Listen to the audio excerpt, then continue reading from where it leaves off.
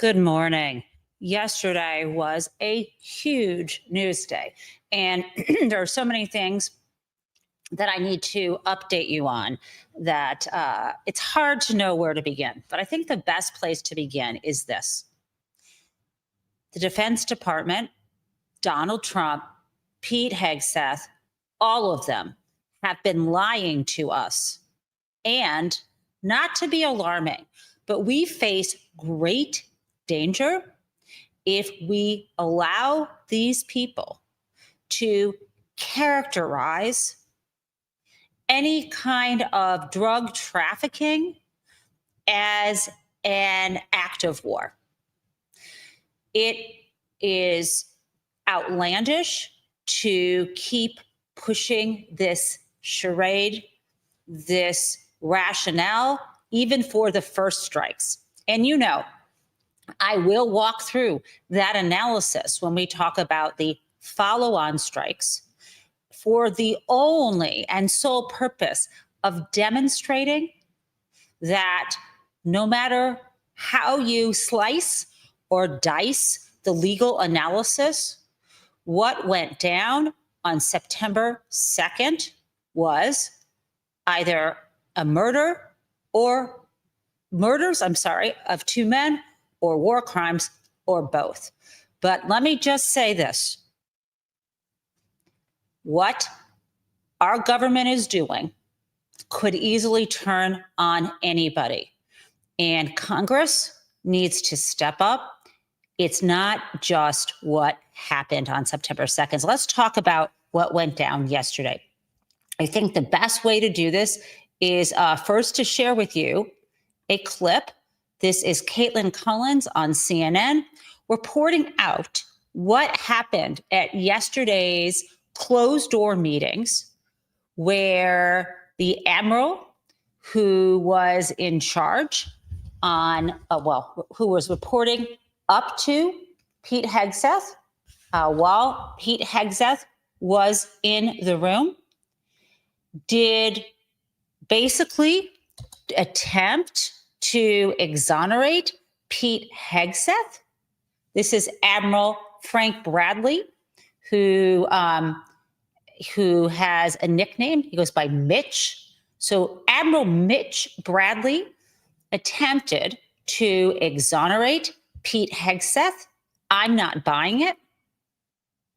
But even what he said doesn't exonerate himself, the admiral, anyone below him, or Pete himself. So let's play for you what we found out yesterday. Here we go. Was taking questions behind closed doors from lawmakers, but CNN has exclusive reporting tonight from sources with direct knowledge of those briefings that the admiral told them that the two survivors in the water did not appear to have radio or other communications devices.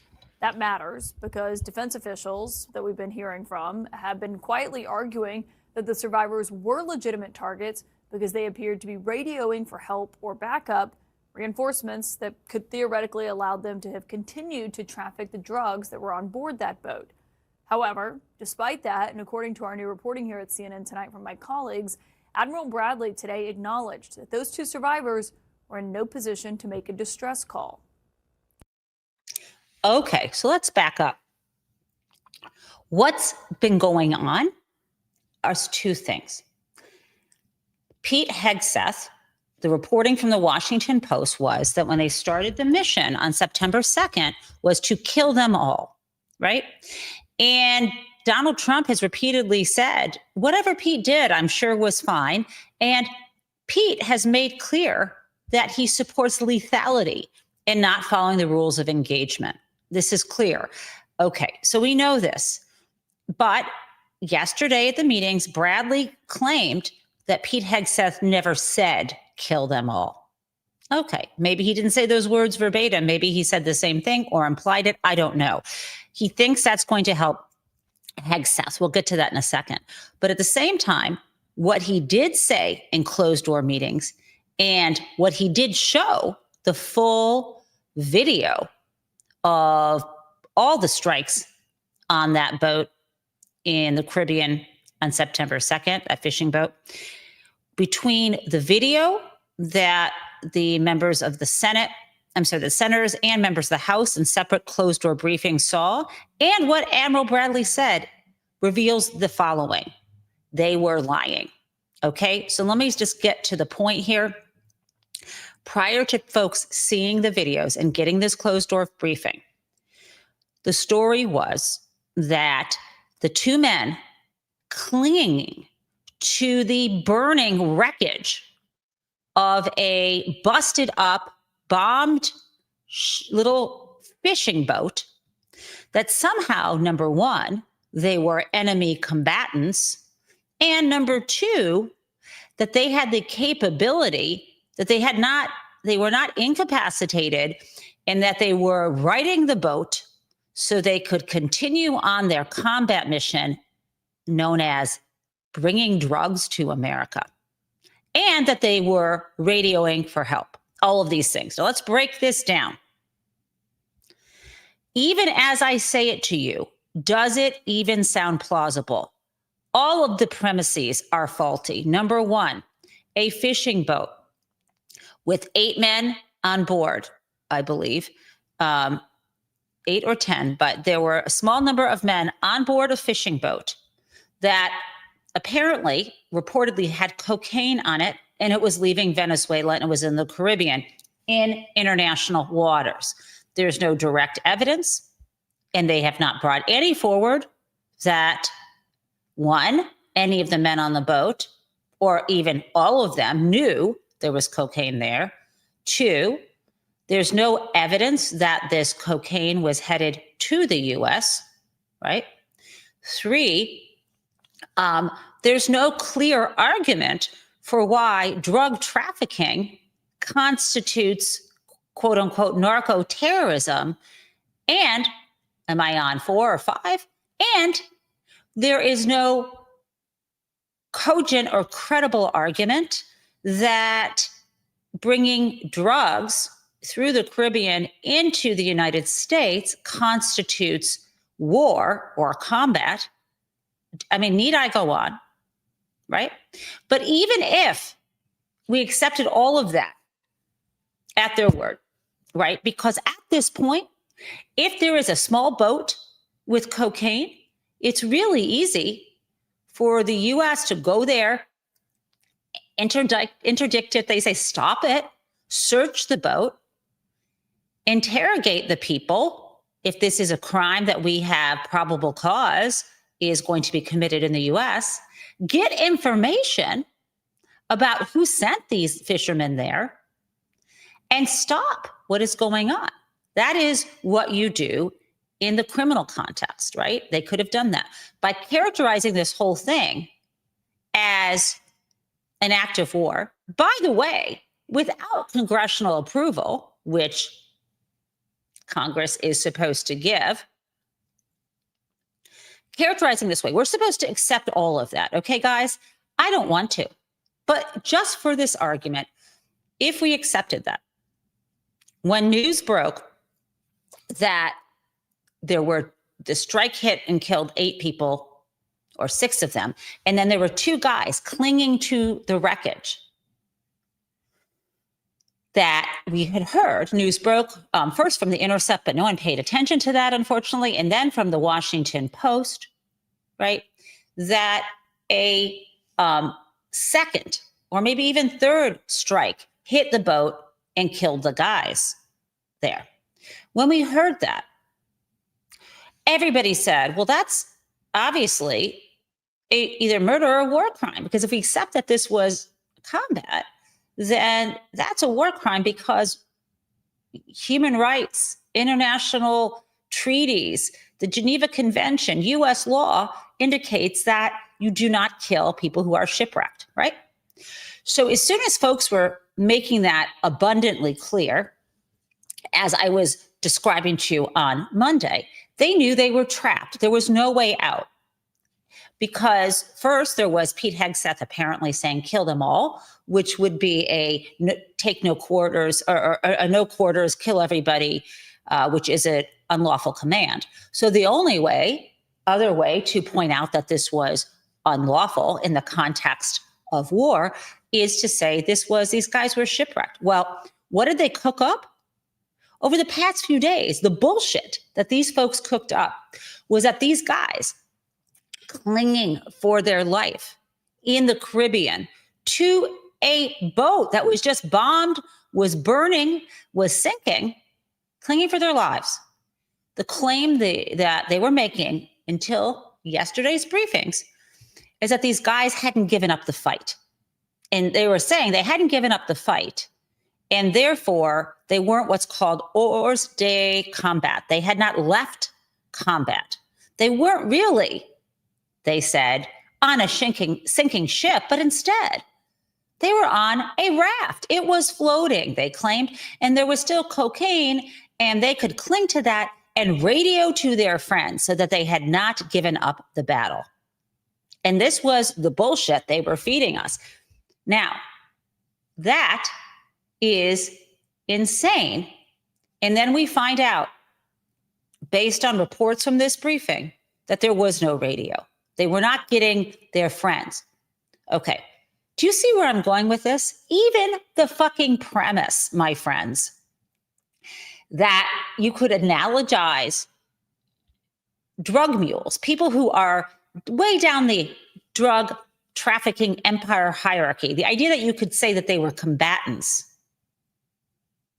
is crazy. And that we get to this ending, this justification, well, they were radio to fellow combatants. No, there was no radio, and it's worse. So I want to share with you now, a little more clarity, this interview with Tammy Duckworth, member of Congress and combat veteran. Okay, let's listen to what she had to say. More in our breaking news, we have new exclusive reporting on the double strike on that alleged drug boat in September. Admiral Frank Mitch Bradley, who oversaw the operation, told lawmakers today that the two survivors did not, as some defense officials have been claiming for months behind scenes, radio for backup before a second strike killed them.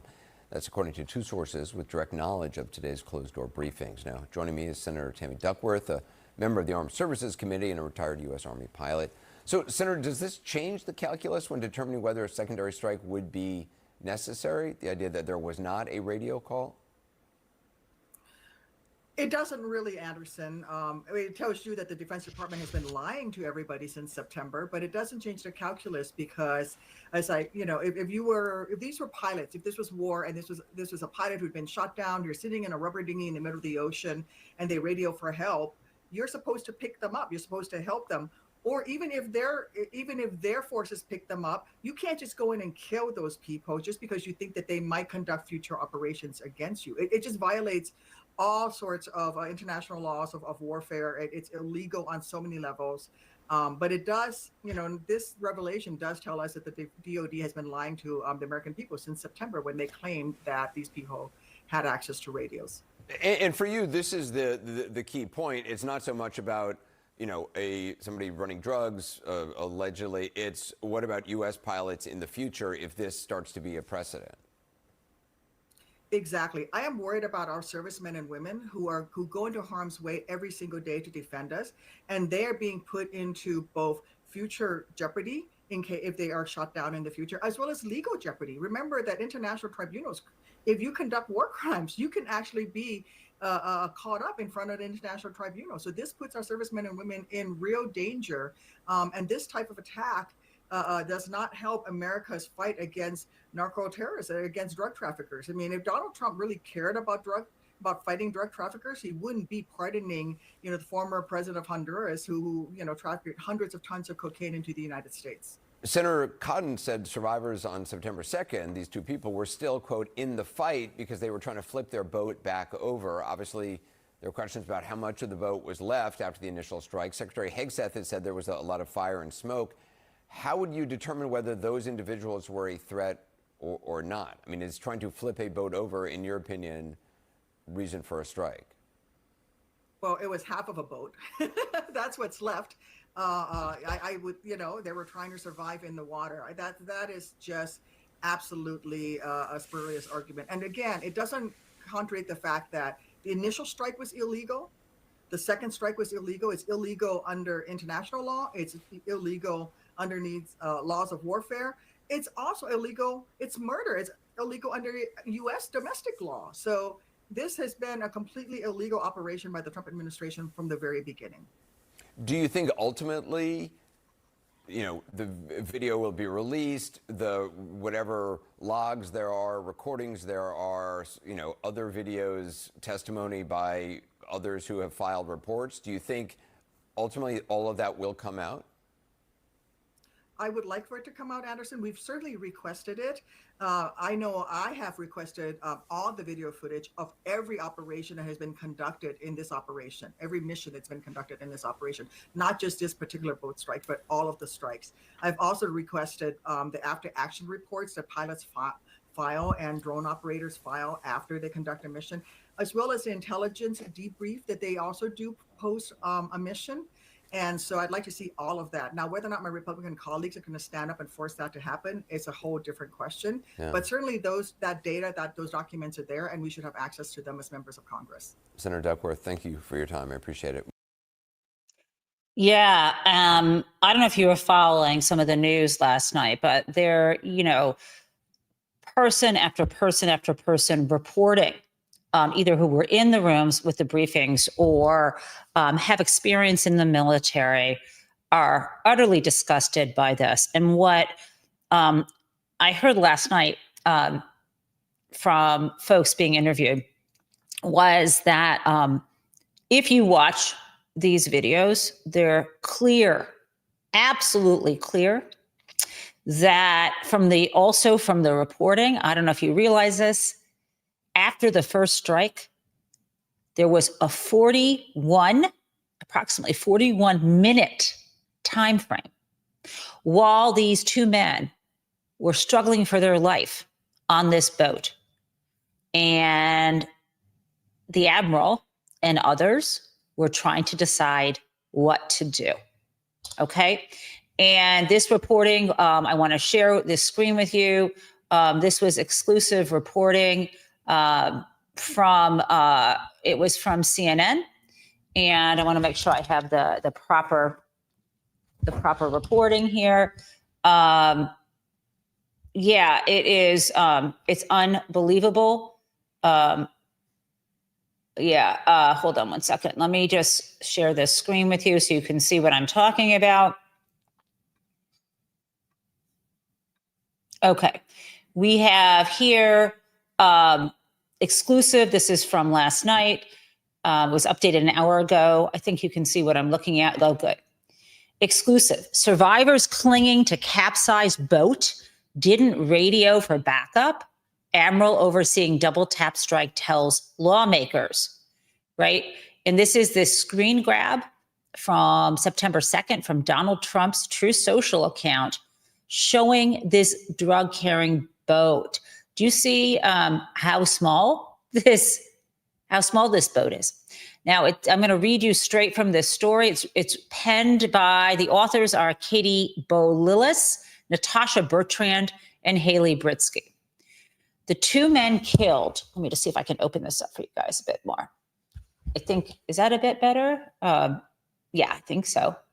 The two men killed as they floated, holding on to their capsized boat in a secondary strike against a suspected drug vessel in early September, did not appear to have radio or other communications devices, a top military official overseeing the strike told lawmakers on Thursday.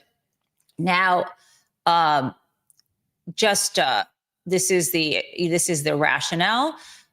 Since September, defense officials have been quietly pushing back on criticism that killing the two survivors amounted to a war crime by arguing in part that they were legitimate targets because they appeared to be radioing for help or backup.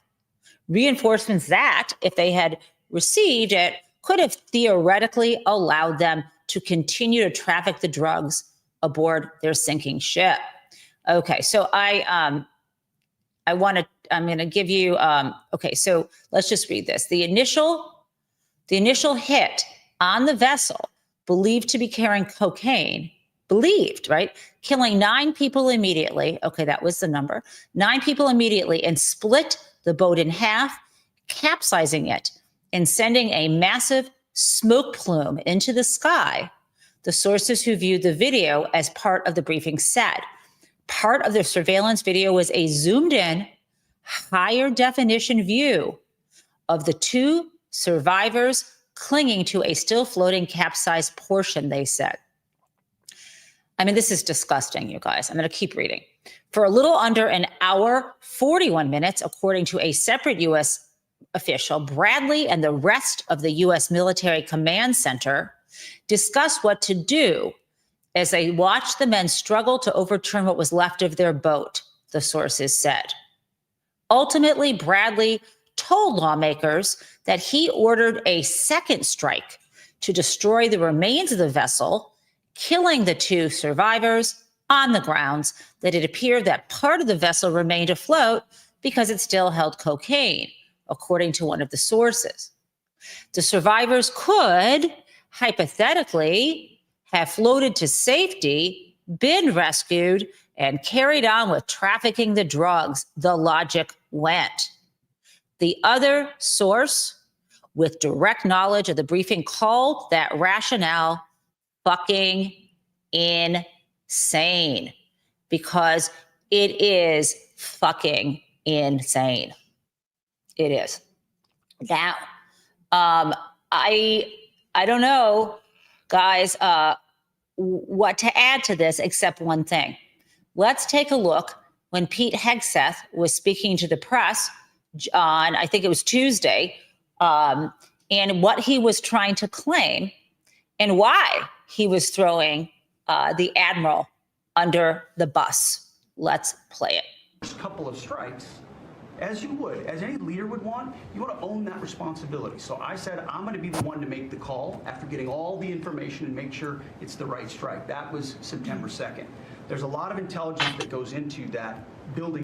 And by the way, when he says the first couple of strikes, he doesn't mean the first couple of strikes on the boat on September 2nd. He means this whole campaign, this whole illegal campaign they've been involved in. Okay, let me just start that over. The first couple of strikes, as you would, as any leader would want, you want to own that responsibility. So I said, I'm going to be the one to make the call after getting all the information and make sure it's the right strike. That was September 2nd. There's a lot of intelligence that goes into that, building that case and understanding that. A lot of people providing information. I watched that first strike live. As you can imagine, at the Department of War, we got a lot of things to do. So I didn't stick around for the hour and 2 hours, whatever, where all the sensitive site exploitation digitally occurs. So I moved on to my next meeting. A couple of hours later, I learned that that commander had made which he had the complete authority to do. And by the way, Admiral Bradley made the correct decision to ultimately sink the boat and eliminate the threat. He sunk the boat, and eliminated the threat. And it was the right call. We have his back, and the American people are safer because narco-terrorists know you can't bring drugs through the water and eventually on land if necessary to the American people. We will. Okay, so that is chilling, right? Because he does say it's the right call. What does that say to the admiral in the future? Says it's the right call, says they're going to continue to do it. Secondly, he's claiming he didn't stick around. He made it sound like it was an hour or two. Didn't stick around. It's still under his command. Thirdly, we all believe from the reporting we have heard that he made it explicitly and maybe also or separately or implicitly clear that lethality was more important than following the rules. I mean, it goes on and on. But the last thing in there that should give you the chills is that he said, or on land, because Donald Trump has been talking about that he's justified in just killing people on land. Now, this sends no message to people on fishing boats who are in the know or not in the know about the drugs aboard, because they don't have a lot of choices in life if the way they're making their living is drug trafficking, because they are sort of the equivalent of being the DoorDash person who's delivering someone their meal from McDonald's because they don't want to walk or drive down the street to get it. I mean, McDonald's is the corporation that is selling you the French fries or Big Mac or what have you. I'm not trying to liken fast food to drugs, but people do die probably of, heart attacks and from the impact of diabetes from food in greater numbers than they do from cocaine overdoses. But let's leave that aside. Now, I also now want to point to you to the elephant in the room, which is the fact that Donald Trump loves drug traffickers if they are rich enough. So every piece of this justification that it was necessary to kill two men who have been described by those who saw it as incapacitated, probably injured, trying to cling for their life on a smoldering boat, that you need to kill those two people because they are at war with America, but that you need to pardon the former president of Honduras involved in gobs of drug trafficking in cahoots with El Chapo, whose family was also, right, either given asylum or pardon. I don't know those. I can't remember the El Chapo details. But this guy, the former president of Honduras, who was just sprung from prison, right? It is crazy that he has had his sentence, that he's been pardoned, right? He was convicted and sentenced to 45 years in prison in the United States for drug trafficking. We're talking about accepting millions of dollars in bribes to help import 500 tons of cocaine into the US, right? And this guy, Juan Orlando Hernandez, has been set free. Why? Why has he been set free?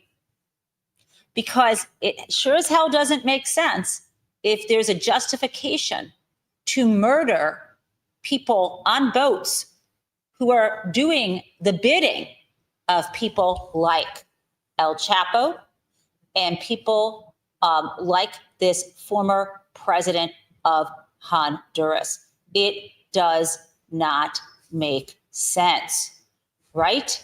Juan Orlando Hernandez, so grateful for his pardon. And it is insane that we would have this juxtaposition unless you didn't fully understand that Donald Trump doesn't give a shit. I mean, he may care in some abstract way about people dying from drugs, but he really, as we all know, is trying to start a war with Venezuela so he can take their oil. And he's using all this stuff as pretext. Plus, he likes to blow things up, as does Hegseth, because that is part of what totalitarianism is. Now, I want to share with you from CNN, Charles Blow, columnist who I adore, calling this out yesterday. Let's bring it back down to simple basics here. I would love an explanation from the political left in this country as to why there is always a justification for drug trafficking operations that are taking the lives of thousands, tens of thousands of Americans. Donald Trump just pardoned the former president of Honduras, who was found guilty in America of importing massive amounts of cocaine, and you said nothing about that. People speaking on TV, that doesn't bother you at all, because you are a partisan, and the only thing you care about is the fact is defending Donald Trump. I'm not lowering anything. I'm telling you the truth. So. Wow. Now you may say to yourself, who is that smug young woman with the Cheshire cat shit-eating grin on her face? I, too, am now only learning about her. Apparently, her name is Isabel Brown, and she claims to be the Gen Z conservative voice. Okay. If you haven't had enough of her, it really gets even worse. So let us now pivot, my friends, to the other major news of the day. Two major points. That is, the United States Supreme Court did what I'm actually shocked to learn, which was to uphold, to permit the gerrymandered redistricting created by Texas that was based on race. Yes. And it is, it's disappointing. It's, I mean, to me, shocking. But again, it's just what another day at the United States Supreme Court. So they're allowing Texas to use these new congressional maps.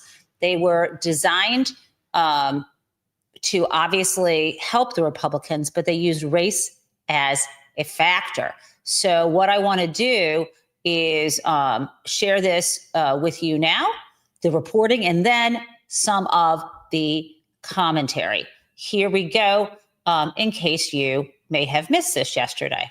We have some breaking news just into us. The Supreme Court tonight, and what appears to be a 6-3 ruling along ideological lines, now allowing Texas to use a new congressional district map drawn to favor Republicans. It comes after a panel of federal judges blocked the use of the map.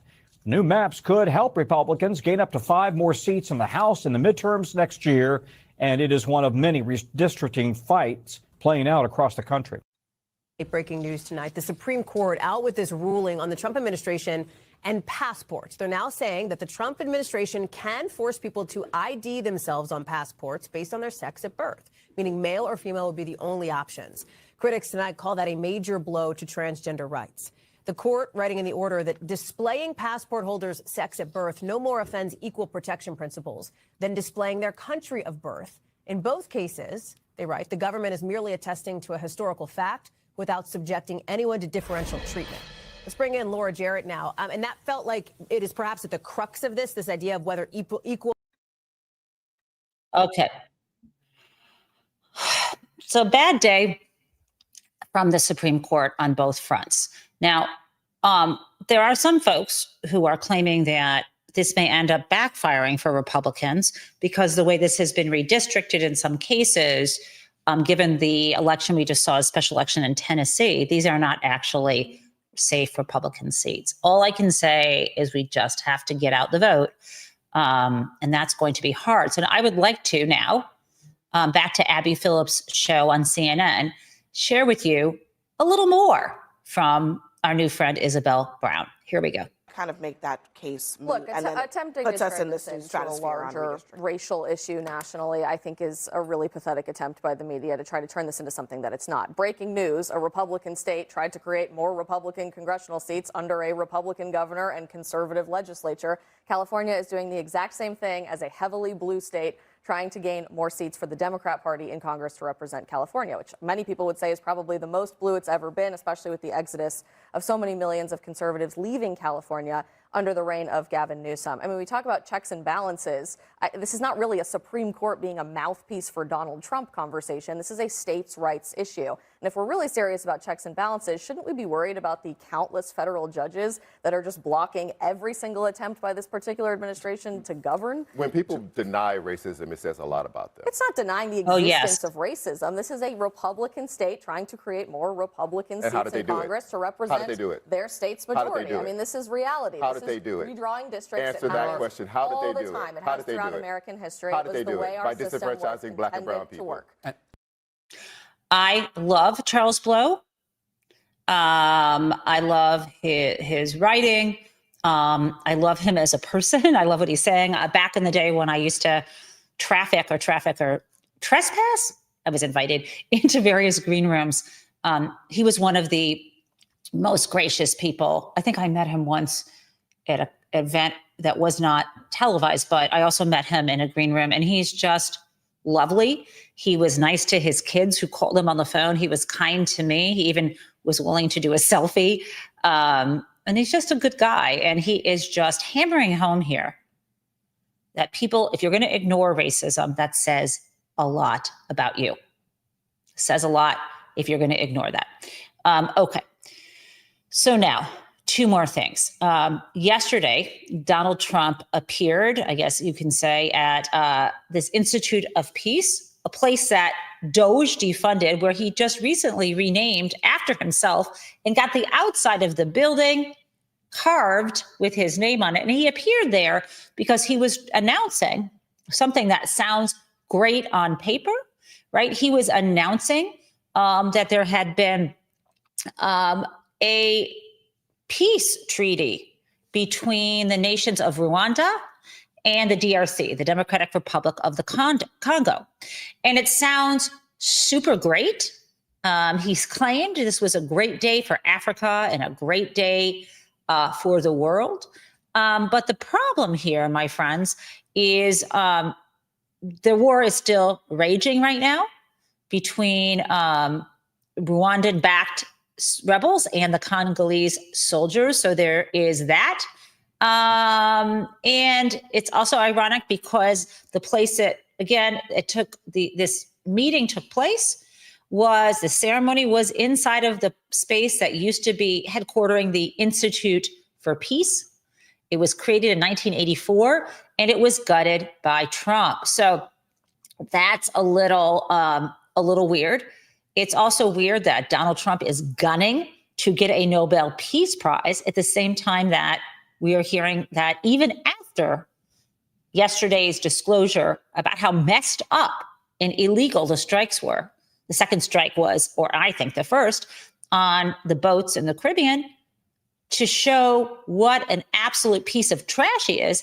Hegseth targeted another boat, right? So this is happening while Donald Trump is also trying to claim that he has created peace, and he has not. So I think you would like to see how he was doing.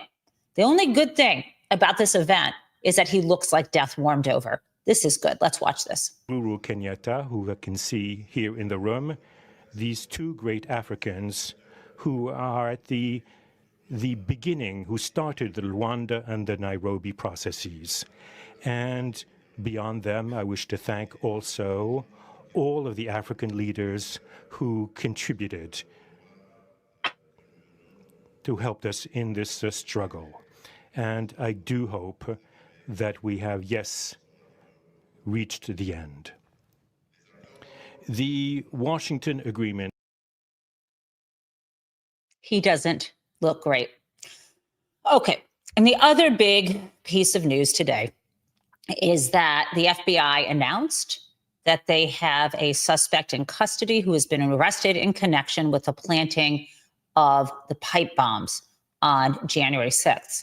And of course, they are using this as an opportunity to lash out at Democrats and rewrite the history of the attack on the U.S. Capitol.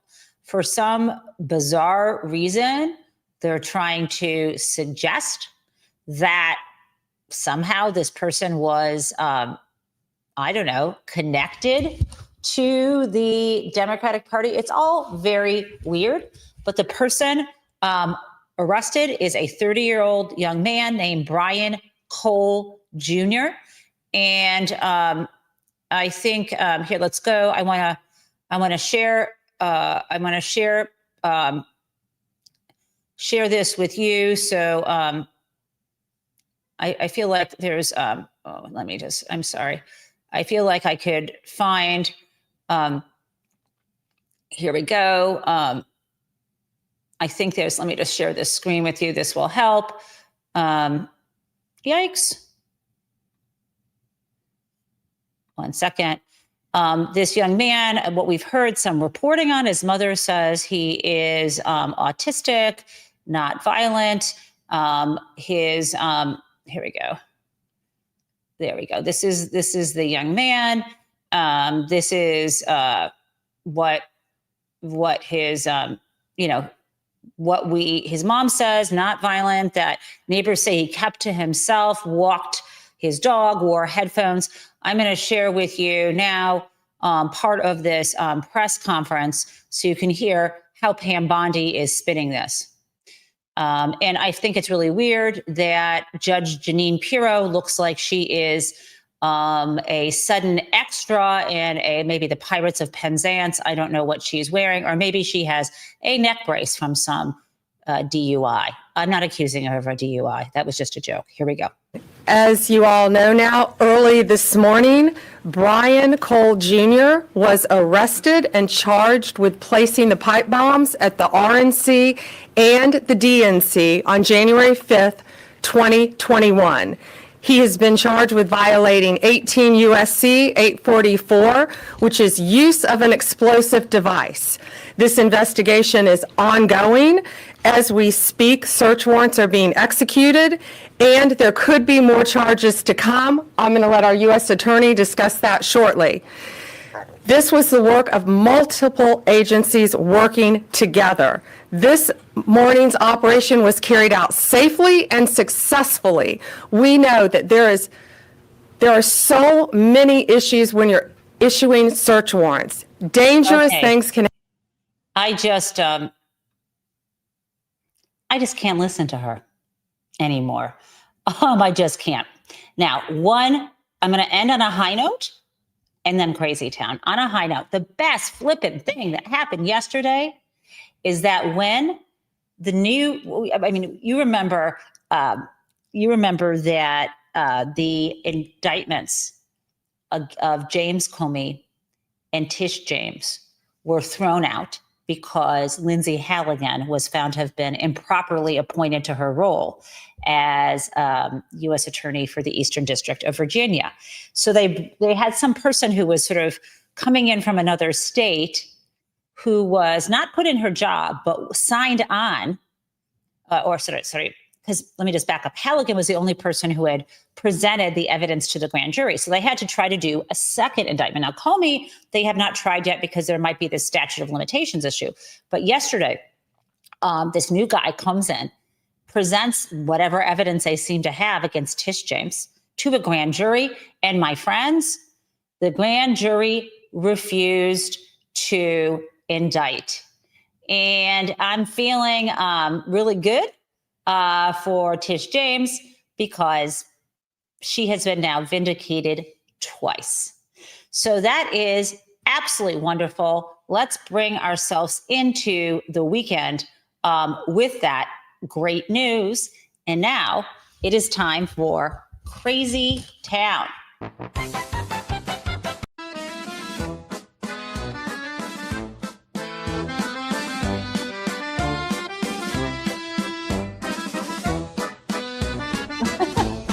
I don't know. I do need to improve my new Crazy Town dancing, but Crazy Town is Dan Bongino, who we have not seen or heard from in a while. And this is absolutely insane. He's being interviewed about why now, with this announcement that this was an American kid who allegedly planted these pipe bombs when he was trying to claim some crazy other conspiracy before, what he said in response to that. So let's listen. You know, I don't know if you remember this. This is before you became the deputy FBI director. You put a post on X right after this happened, and you said there's a massive cover-up because the person that planted those pipe bombs, they don't want you to know who it is because it's either a connected anti-Trump insider or an inside job. You said that, you know, long before you were even thought of as deputy FBI director. Yeah, that's why I said to you, this investigation's just begun. We are pretty comfortable. We have our guy. I think as again, legal process starts to surface and information and facts start to come out, the public's going to be very comfortable with the investigation that was conducted under Director Patel and his leadership. He's been great on this. But I don't want to, you know, listen, I was paid in the past, Sean, for my opinions. That's clear. And one day I'll be back in that space. But that's not what I'm paid for now. I'm paid to be your deputy director. And we base investigations on facts. Oh, my God. So he's saying now he's being paid to base his commentary on facts. But when he was being paid previously as a pundit and on podcasts for his opinion, he didn't give a rat's ass about the facts. This is absolutely mind-blowing. Let's listen to the rest of it. And, you know, it was interesting. I was looking out in the crowd today at the presser, and I saw a couple of media figures who you and I both know who promoted the other scandal, the collusion hoax. And I thought to myself, you know, the difference between us and them is, you know, we evolve. As information and new inputs come out, we can produce different outputs. That is utter hogwash. There was never, I can't even begin to tell you that there was the so-called collusion. There were charges of conspiracy and election interference among Russian actors. Furthermore, this is the Mueller report. Mueller's report, part 1, made clear that there was not enough evidence to charge a conspiracy between, for example, Don Jr. and the people who met with him at Trump Tower. And as the Mueller report came out, most of us saw what was in it. And unfortunately, some people adapted to misunderstandings of what part 1 and part 2 of the report said, including Merrick fucking Garland and almost the rest of the press, because part 2 made clear that there were cases to be made for numerous counts by Donald Trump of obstruction of justice in connection with the investigation into Russian interference in the election. So Russian interference in the 2016 election was charged by the Department of Justice, factually. And the second half, this part 2 of the Mueller report, created a blueprint for prosecution of Donald Trump. And, of course, the fact that Michael Cohen had been convicted or pleaded guilty and went to prison in connection with lying about the Stormy Daniels payments, that could have been brought if Merrick Garland had just appointed a special counsel right away. But he didn't pursue either of those, and instead also dragged his feet appointing a special counsel for almost 18 months on the election interference case for the 2020 election. I could go on and on and on. So Bongino is full of shit. But the problem is, too many of us allow them to move the goalposts to the point that we have gone from something like a normal football stadium into a flippin' Roman Colosseum where we are feeding people to the lions. We are in a very sick society. And the only thing I can say is, thank God we have some wins. And so today I am declaring Friday, December 5th as Yay Tish James Day. And I'm going to take that into the weekend with you. Thank you all. I'll see you bright and early on Monday morning. And thank you all for the birthday, kind birthday words and gifts, and allowing me to enjoy that delicious cake yesterday morning. Mwah. Have a great, great weekend.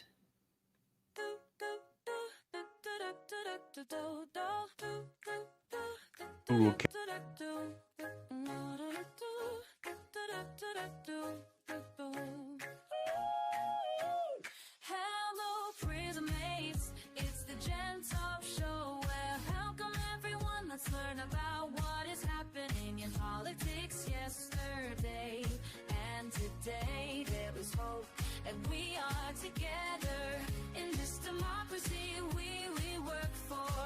And again, welcome to the Gen Taub Show.